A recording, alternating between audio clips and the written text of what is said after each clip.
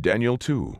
And in the 2nd year of the reign of Nebuchadnezzar, Nebuchadnezzar dreamed dreams, wherewith his spirit was troubled, and his sleep brake from him.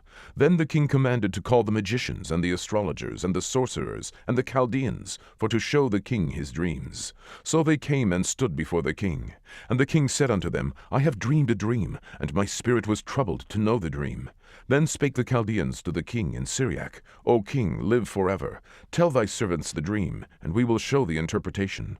The king answered and said to the Chaldeans, The thing is gone from me. If ye will not make known unto me the dream, with the interpretation thereof, ye shall be cut in pieces, and your houses shall be made a dunghill. But if ye show the dream, and the interpretation thereof, ye shall receive of me gifts and rewards and great honor. Therefore show me the dream, and the interpretation thereof. They answered again and said, Let the king tell his servants the dream, and we will show the interpretation of it. The king answered and said, I know of a certainty that ye would gain the time, because ye see the thing is gone from me.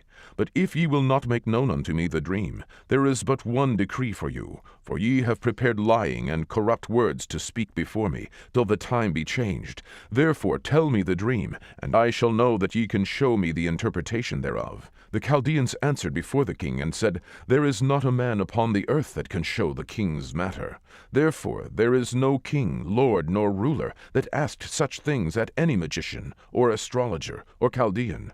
And it is a rare thing that the king requireth, and there is none other that can show it before the king, except the gods, whose dwelling is not with flesh. For this cause the king was angry and very furious, and commanded to destroy all the wise men of Babylon. And the decree went forth that the wise men should be slain, and they sought Daniel and his fellows to be slain.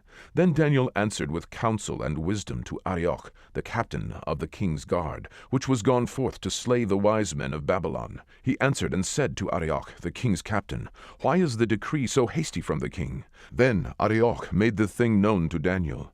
Then Daniel went in and desired of the king that he would give him time, and that he would show the king the interpretation. Then Daniel went to his house, and made the thing known to Hananiah, Mishael, and Azariah his companions, that they would desire mercies of the God of heaven concerning this secret, that Daniel and his fellows should not perish with the rest of the wise men of Babylon. Then was the secret revealed unto Daniel in a night vision. Then Daniel blessed the God of heaven.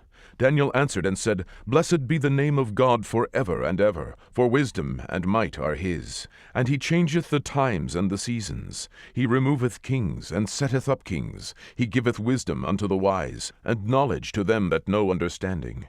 He revealeth the deep and secret things. He knoweth what is in the darkness, and the light dwelleth with him. I thank thee and praise thee, O thou God of my fathers, who hast given me wisdom and might, and hast made known unto me now what we desired of thee. For thou hast now made known unto us the king's matter. Therefore Daniel went in unto Arioch, whom the king had ordained to destroy the wise men of Babylon. He went and said thus unto him, Destroy not the wise men of Babylon.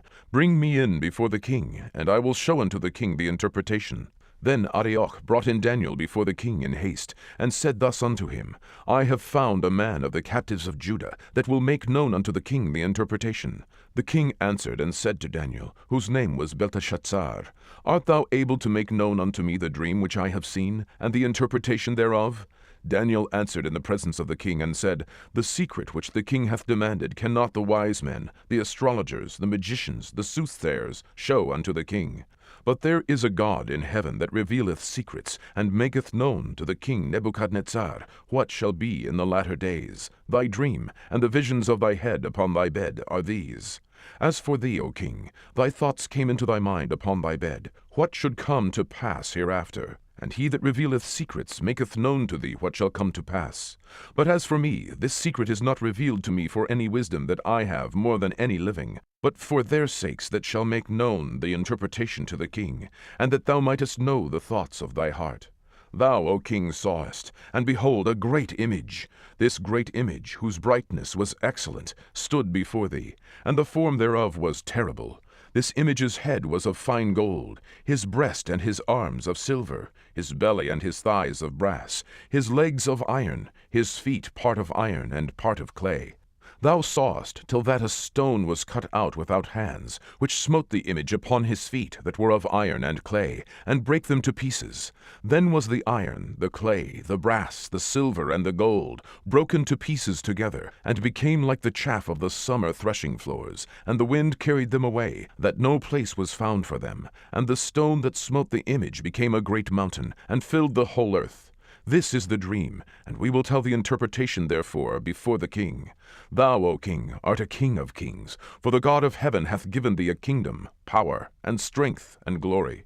And wheresoever the children of men dwell, the beasts of the field and the fowls of the heaven hath he given into thine hand, and hath made thee ruler over them all. Thou art this head of gold. And after thee shall arise another kingdom inferior to thee, and another third kingdom of brass, which shall bear rule over all the earth. And the fourth kingdom shall be strong as iron, for as much as iron breaketh in pieces and subdueth all things, and as iron that breaketh all these, shall it break in pieces and bruise. And whereas thou sawest the feet and toes, part of potter's clay and part of iron, the kingdom shall be divided, but there shall be in it of the strength of the iron. For as much as thou sawest the iron mixed with miry clay, and as the toes of the feet were part of iron and part of clay, so the kingdom shall be partly strong and partly broken. And whereas thou sawest iron mixed with the miry clay, they shall mingle themselves with the seed of men, but they shall not cleave one to another, even as iron is not mixed with clay.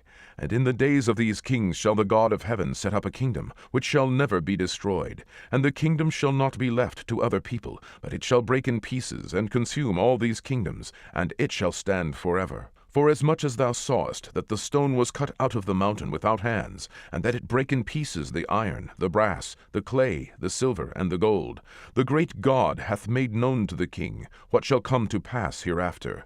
And the dream is certain, and the interpretation thereof sure. Then the king Nebuchadnezzar fell upon his face, and worshipped Daniel, and commanded that they should offer an oblation and sweet odors unto him.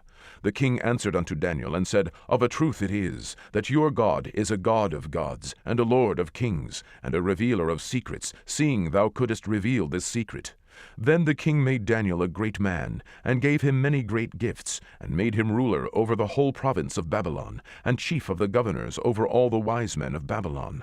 Then Daniel requested of the king, and he set Shadrach, Meshach, and Abednego over the affairs of the province of Babylon. But Daniel sat in the gate of the king.